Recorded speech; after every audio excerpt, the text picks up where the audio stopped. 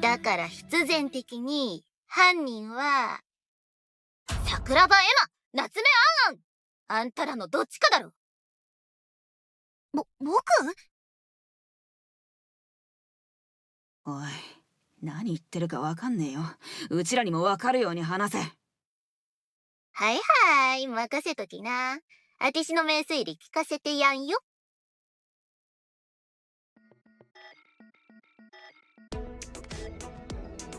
あてしたちは寝る前にノアの部屋の前を通ってるわけ。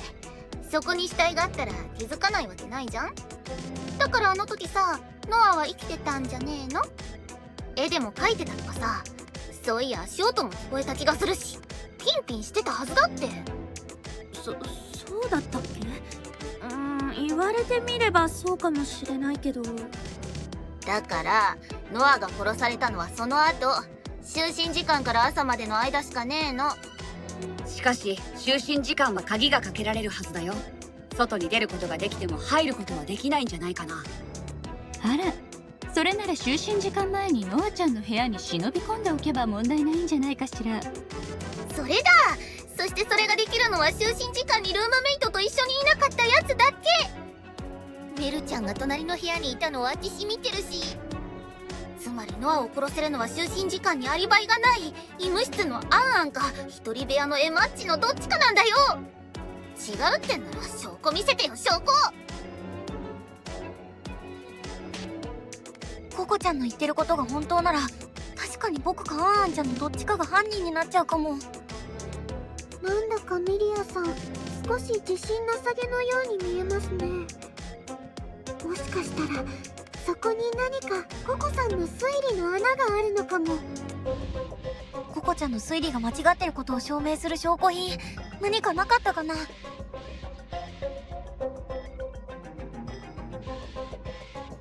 アティシたちは寝る前にノアの部屋の前を通ってるわけ。そこに死体があったら気づかないわけないじゃん。だからあの時さ、ノアは生きてたんじゃねえの？絵でも描いてたのかさ。そういや足音も聞こえた気がするし、ピンピンしてたはずだって。ちょっと待って、それはおかしいよ。ノアちゃんはその時足音を立てていないはず。まだ言い訳するっての？ならそれを証明する証拠品でも出してみろよ。それはきっとこの証拠品で証明できると思うよ。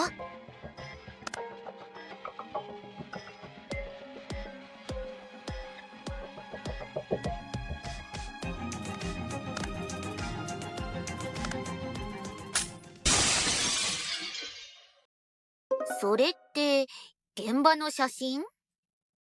そう。もし足音がしたなら当然あるはずのものが現場にないんだよ。まさか。そう。足跡がないんだ。ああ、そっか、そうだよね。なんかおかしいと思ってたんだ。やっぱり足音なんてしてなかったんだよ、ココちゃん。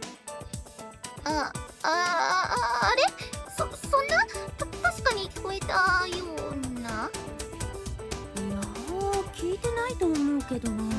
配信終わりの帰り道、結構盛り上がっておしゃべりしてたと思うし。そういえば。でもさすがにあんだけ血流してたら匂いとかで気づくっしょ？それで見逃してたらあてしらバカみたいじゃん。そんなの信じられないって。多分ココちゃんは部屋の中まで見てないんだ。ミリアちゃんの話を信じるなら音も聞いてない。なら匂いは？当時匂いがしたかどうかがわかるものは？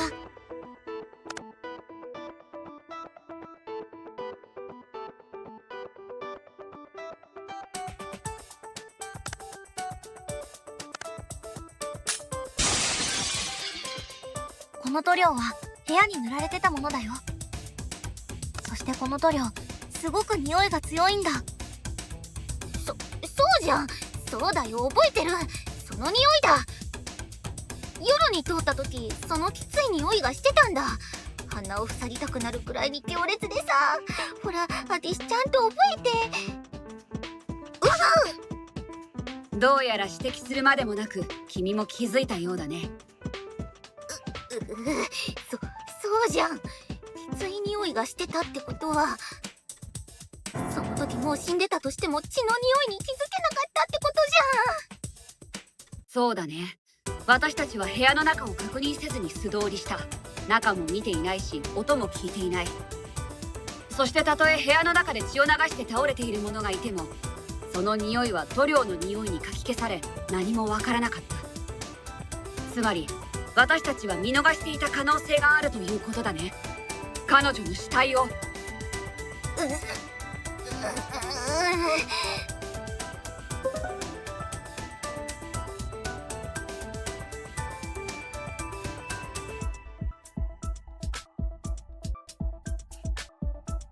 あ、そういえばそうだったね。ということは、僕からアンアンちゃんが隣の部屋に潜んでなかったって証言できるかも。それを言うなら私も証言できるわ。朝は静かだものね。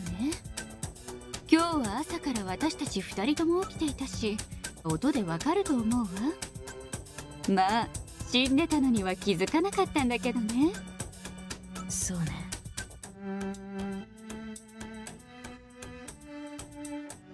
そうかもしれない。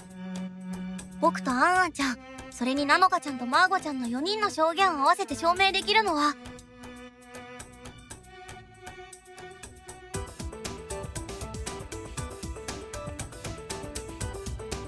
夜時間の間は誰もノアちゃんの部屋に入れなかったってことだよね。もし夜時間の間に誰かがいたのだとしたら、朝まで閉じ込められていたはずだし。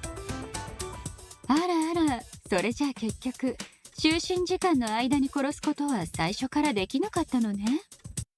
ということはつまりどういうことなんですの？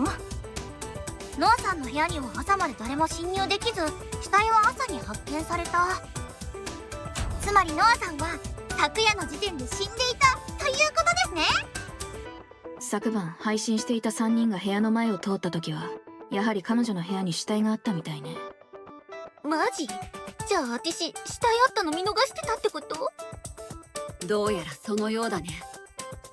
本当にノアちゃんのご遺体スルーしちゃってたんだね。そんなことある？まあ3人ともが見逃してたんだし、ココちゃんが責任を感じることないよ。あんなこと当たり前だろ。私だけの責任にしたら許さねえぞザコスケ。足音がしたとか勘違いしてたのはココちゃんなのに。しかしそうなると死亡推定時刻がだいぶ絞られてくるんじゃないですか？皆さんの夕飯の終了時間はだいたい20時。そして就寝時間は22時ですね。なのでこの2時間の間に犯行が行われたことになります。でもそれなら配信してた3人は21時から22時までのほとんどの時間アリバイがあるって言えるかな。私とメルルさんも部屋で配信を見ていましたわ。うちは配信なんて見てねえけど。でもアリサさんがその時間部屋にいたのは私が証言できますね。私も部屋で配信を見ていたので。あら、それを言うなら私も配信を見ながらだけど、部屋にナノカちゃんがいるのを見てるわ。そうね。その間あなたはトイレにすら立たなかった。僕はその時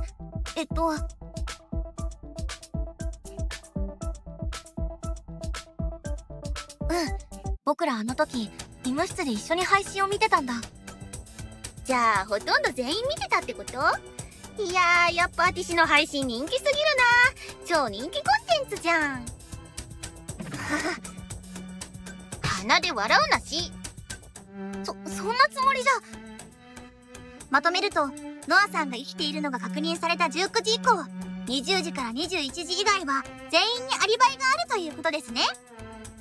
あ、っていうか私20時から21時だったらそこの雑魚と配信準備してたけど。ああ、そうだね。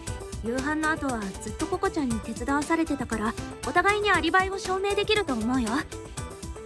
だから私たちが共犯でもない限り、ここの2人は絶対犯人じゃねえってこと。犯人はご愁傷様。では他の皆さんのその時間帯は夕飯直後から配信にかけて、確かその時って。その時は娯楽室にいたわね。エマちゃんとも会ってるわ。時計を見ていたから時間も間違いないと思うけど。マーゴちゃんと？あ、それってあの時の。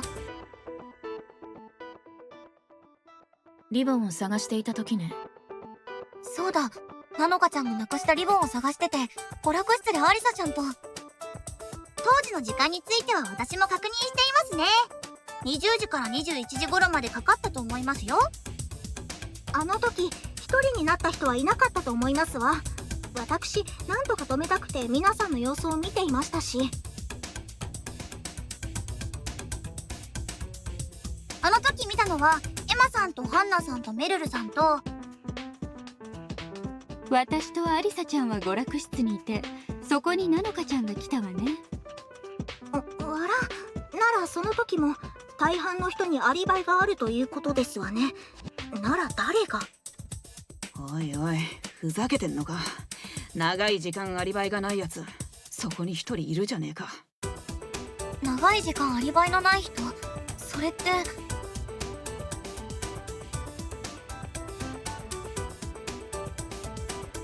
レイヤちゃんのことだよね。そういえばあの出来事があった後、レイヤさんとお会いしましたね。レイヤちゃん、あの時君は一体どこで何をしていたの？さて、何だったかな。え？申し訳ないけれど、あまり覚えていないよ。んな言い訳通ると思ってんのか。そんなことを言われても困ったな。本当に覚えていないんだし。人の記憶は信用できないものだ。さっきのココくんの話を思い返してみなよ。私たちが部屋を通った時、ココくんはノアくんがまだ生きていたと言っていた。けど実際は勘違いだった。このように人の記憶というものはなかなか信用できないものなのさ。確かにさっきはそうだったけど。まあ、疑われたままでも気持ちが悪いし、少しだけ自己弁護をさせてもらおうかな。その時私が何をしていたかをね。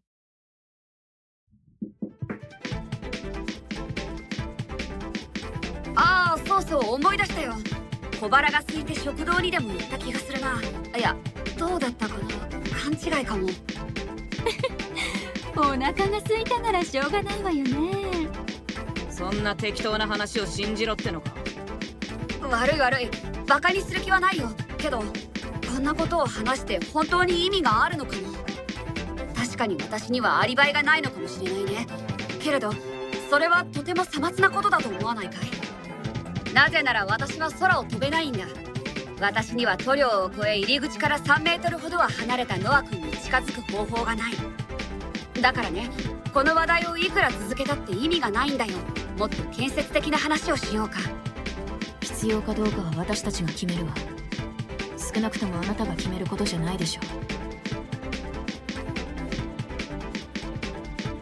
それにあの時確かレイヤちゃんとは地下で会ってたような。それにあの時確かレイヤちゃんとは地下で会ってたような。可能性を検討してみよう。レイヤちゃんの言っていることで間違ってるかもしれないことはないかな。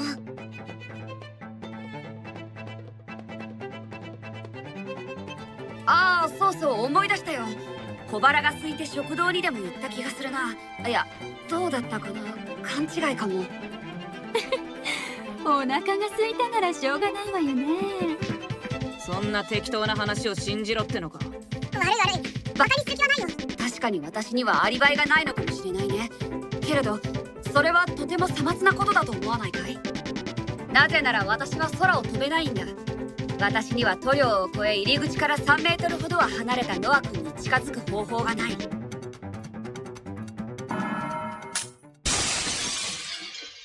本当に塗料を越える必要ってあったのかな。それはどういうことだい？確かに外からこの部屋の中に足を踏み入れたら足跡が残ってしまう。だから犯人は床を踏んでいないはず。なら部屋に入らずに外から殺したっていう可能性があるんじゃないかな。それなら宙に浮かなくたって犯行は可能だよ。でもボウガンは使えなかったんですよ。矢を撃てないのにどうやって外から突き刺すんですか？その通り。私にはノア君に矢を刺すことなんてできやしないんだ。犯人はその手で直接ノア君の胸に矢を突き立てた。空を飛んでね。そうとしか考えられないよ。だから私じゃねえですわ。何か僕たち根本的な勘違いをしているような。もう一度詳しい状況を話して整理してみるというのはどうでしょうか。詳しい状況？私もその意見に賛成するわ。殺害の状況は事件の重要なポイント。納得できるまで話し合うべきね。私も賛成です。では事件を再現するつもりで状況を整理してみましょうか。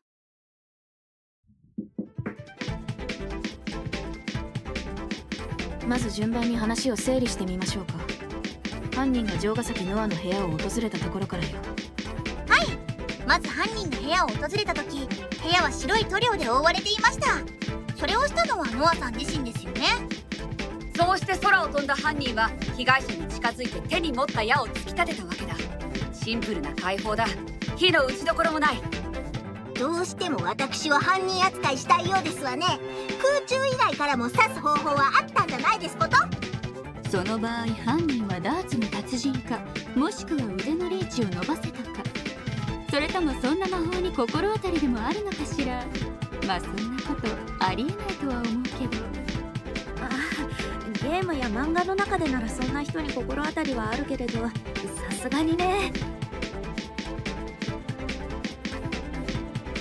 犯人がした行動、もしくはしたかもしれない行為、それが分かれば。エマさん、皆さんの言った言葉がヒントになるかもしれません。みんなの発言きちんと聞いてみるね。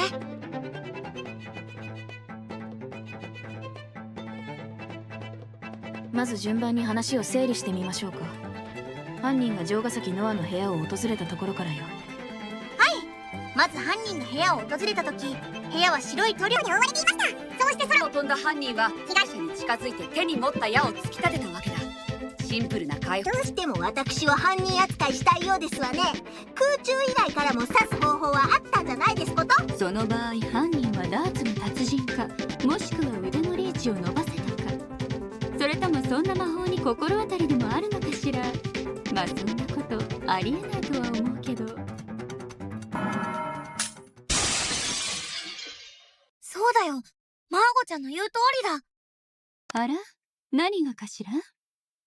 きっと犯人は手の届く範囲を伸ばしたんだよ。犯人は腕を何メートルも先まで伸ばせたということでしょうか？実際に腕を伸ばす必要はないんだよ。ただ単に刺すことさえできればいいんだから。もっと単純に矢の先端の位置をノアちゃんの胸に届かせればいいだけ。なるほど。重要なのは手に持った武器の射程ということね。つまりどういうことですの？武器を行使できる範囲が広がれば、今回の殺人は誰にでも容易なものになるということよ。おじさんにはまだ何のことか分かってないんだけど、どういうことなの？そこまで言うなら説明してみたまえ、エマ君。君の説の根拠を。リーチを伸ばせた根拠、それはきっとあの時見つけたあれならできてもおかしくないはず。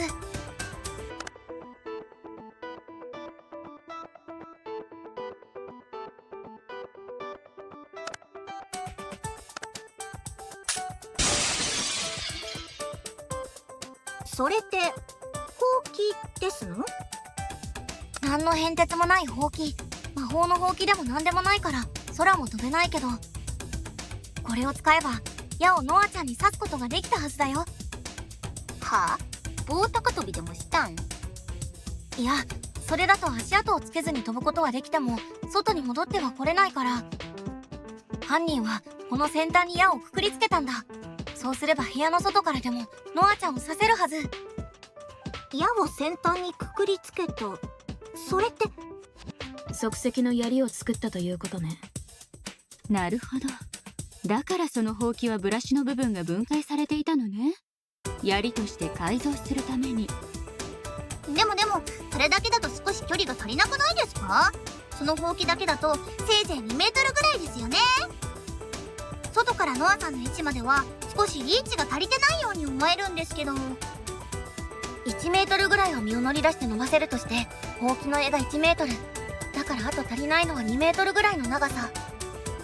犯人はさらに長いものを組み合わせて長い棒を作ったんだ。そしてその先端に矢をくくりつけた。昔の長槍には10メートルを超えるような長いものもあったそうよ。武器として成立するわ。そうして作った長槍を持って身を乗り出せば、部屋の中に足を踏み入れなくてもノアちゃんを刺すことができたんだ。じゃあほうきじゃない長いものっていうのは、犯人がほうきと組み合わせたもの。それは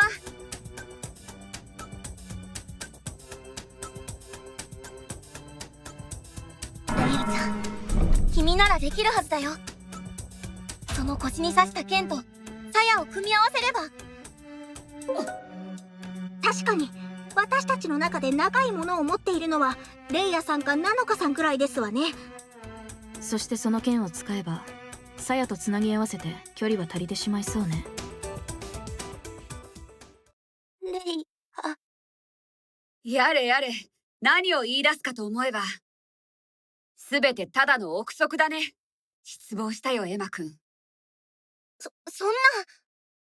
あなたが犯人じゃないなら弁明してみたらどうかしら。それとも自らが怪しいのを認めるというの？もちろん弁明させてもらうとも。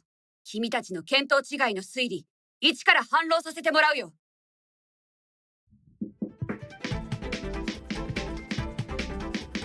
私の剣を使えば殺害可能だったと？でもそれは他の人だろうと成立するとは思わないかい？例えばほうきをたくさんつなげたらどうだい？犯人は現場からそれを持ち去ったのかもしれない。剣なんて使わなくても可能なんだ。そんなこと言い出したらキリねえだろ。エマ君と同じく私は可能性を提示したまでさ。否定する根拠はないと思うけどね。それは確かにそうかもしれませんけど、でもそもそもアリバイが。アリバイがなかろうと私には不可能だと説明してあげているんだよ。だいたいエマ君が提示した推理も全て仮説に仮説を積み重ねただけの机上の空論じゃないか。私があり合わせのもので槍を作ったと？私が作った証拠もなければ、そもそもそんなものが存在した証拠すらない。証拠もなく他人を疑うなんて、そんなのは誰かに犯行をなすりつけたい人間がすることなんじゃないのかな。もっと理性的になるべきだと思うよ、みんな。それあなたが言うんですの？私のこと散々疑ったくせに。レイヤちゃんが言っていることは正しい。証拠がないなら僕の言ってることは間違いなのかもしれない。エマさん、私はあなたのこと信じてます。メルルちゃん、任せて。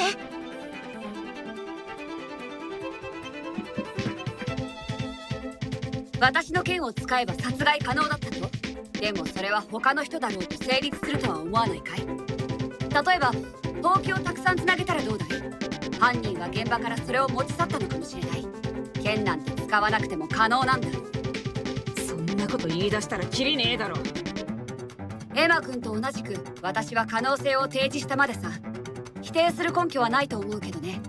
それは確かにそうかもしれない。アリバイがなかろうと私には大体エマ君が提示した推理も全て仮説に仮説を積み重ねただけの私があり合わせのもので槍を作ったと？私が作った証拠もなければ、そもそもそんなものが存在した証拠すらない。長い槍が実際に作られたっていう証拠があるよ。へえ、長槍とやらが作成された証拠だって？そんなものがあるというなら見せてくれたまえ。長い槍が作られたことが事実だったと示す証拠。それはこれだよ。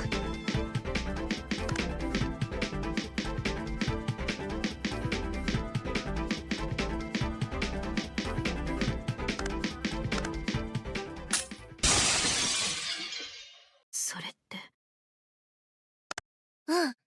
ナノカちゃんのリボンだよ。アリサちゃんが湖で拾ったんだ。そんなところにあったのね。これには血と白い塗料がついていた。血はともかくこの塗料がついていたってことは、このリボンは殺人現場にあったはずだよ。そのリボンをなくしたのは昨日のこと。血液と塗料が同時に付着するタイミングは殺害の時にしかありえないわ。確かに偶然とは思えませんわ。へえ。偶然事件に関係ないものが湖に落ちていた、そう主張することもできるかもしれないけど、でもレイヤちゃんだって気づいている。これがそんな偶然でごまかすことができないぐらい怪しい証拠だって。じゃあよ、そのリボンが現場で使われたってことは分かったが、実際にどうやって使われたんだ？このリボンの使い道は、くくりつけたんだよ、矢を。矢をほうきにですわね。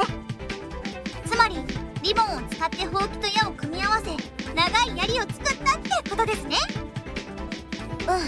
うん、そしてノアちゃんを刺したんだ。でもおそらくその時犯人にとっても予期しないことが起きたんだと思う。予期しないことって？先端を結んでたリボンがほどけて槍が崩れちゃったんだよ。だからリボンには血と塗料が付着してたんだ。確かにそれなら辻褄は合いますわ。なるほど。それでその後犯人はリボンを回収したのね。あら、じゃあもしかして最初に話していた床の傷跡って。その時にできたのかもしれないね。槍が崩れた時床に傷がついたんだ。それにもし犯人が空を飛べるなら矢もリボンも痕跡を残さずに回収できていたはずよ。でも実際の現場には痕跡が残っていた。それはつまり私は犯人じゃないということですわ。犯人はそうやってリボンを回収してからその場を去ったんだ。いい加減にしてほしいね、まったく。レイヤちゃん、仮にそれらが正しかったとしても、私がやったという証拠にはならない。君が証明したことは何の意味もないことだ。でもアリバイから考えるとあんたしかできる人は。本当にそうかな？そもそもこの事件にはいくつも不自然な要素があるじゃないか。不自然な要素って？もう一度考えてほしいんだ、ミリア君、ココ君。ノア君の部屋の前を通った時、本当に彼女は死んでいたのかな？私たちはエマ君に騙されてるんじゃないか？そう言われるとなんかそんな気も。それに私が殺したって言うけど、そのやり方についても誰が見たっておかしなところがあるはずさ。おかしなところ？どんなところです？ノア君が殺されていること自体がだよ。仮に私が槍のようなものを組み立てて殺したとしよう。ならその間ノア君は何をしていたんだい？何って言われましても。ノア君はただ棒立ちで私に殺されるのを待っていたとでも言うのかい？それこそおかしな話じゃないか。私が長槍とやらを組み立てている間ずっと、そして真正面から刺される時も死ぬその瞬間まで。それじゃあまるであいつが死にたがってたみたいだ。そう、考えれば考えるほどおかしいんだよ。だからもう一度私の話を聞いてほしい。損はさせないよ。